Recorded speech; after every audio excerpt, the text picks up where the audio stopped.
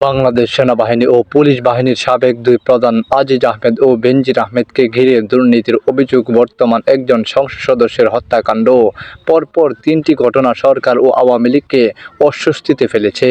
তবে এসব ঘটনায় দায় নিতে চাইছেন না ক্ষমতাসীন দলের নেতারা। তারা এগুলোকে পাশ কাটিয়ে ব্যক্তিগত বিষয় হিসেবে তুলে ধরছেন। যদিও ঘটনাগুলো দেশজুড়ে নানা আলোচনা ও বিতর্কের জন্ম দিয়েছে, কিন্তু এ নিয়ে সরকারি দলে আনুষ্ঠানিক কোনো আলোচনা হয়নি। এমনকি গত বৃহস্পতিবার রাতে দলটির সভাপতি ও প্রধানমন্ত্রী শেখ হাসিনার নেতৃত্বে 14 দলীয় জোটের শীর্ষ নেতাদের বৈঠকেও আলোচিত ঘটনাগুলো নিয়ে কোনো কথা হয়নি বলে জানা গেছে। আওয়ামী লীগের নীতি নির্ধারণী পর্যায়ের একাধিক নেতা জানিয়েছেন, দল ও সরকার এসব ঘটনায় দায় নিতে নারাজ। সে কারণে এগুলো নিয়ে কোনো ফোরামে আলোচনার প্রয়োজন মনে করছেন না তারা। তবে সাংবাদিকদের প্রশ্নের মুখোমুখি হলে সংশ্লিষ্ট মন্ত্রীরা সরকার ও দলের পক্ষে বক্তব্য তুলে ধরছেন।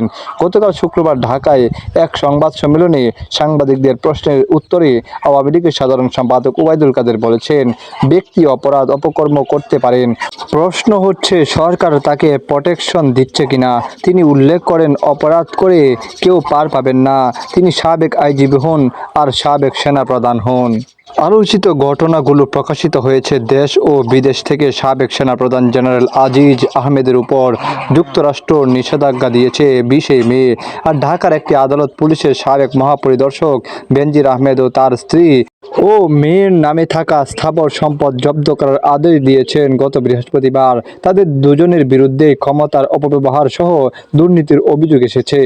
তারা দুজনেই বর্তমান আওয়ামী লীগ সরকারের সময় দুটি বাহিনীর প্রধান ছিলেন। ফলে সরকারের দায় এড়াতে পারে কিনা সেই প্রশ্ন অনেকেই তুলছেন।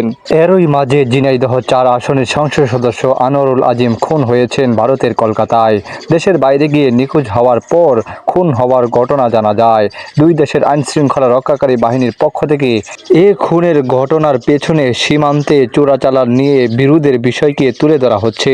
টানা 3 বারের এই সংসদ সদস্য এবার নির্বাচনী হলফনামায় বিভিন্ন ফৌজদারি অপরাধের অভিযোগে বিভিন্ন সময় 21টি মামলার কথা উল্লেখ করেছিলেন। যদিও আওয়ামী লীগ সরকারের সময়ে কোনোটিতেই খালাস বা কোনোটিতেই অব্যাহতি পেয়েছেন তিনি, কিন্তু এখন কলকাতায় গিয়ে তার খুন হওয়ার ঘটনা যেমন নানা অভিযোগকে সামনে আনছে, একই সঙ্গে পরিচ্ছন্ন ভাবমূর্তি না থাকলেও বরাবরই আওয়ামী লীগের মনোনয়ন পেয়ে সংসদ সদস্য হওয়ার বিষয়ে নানা প্রশ্ন উঠেছে।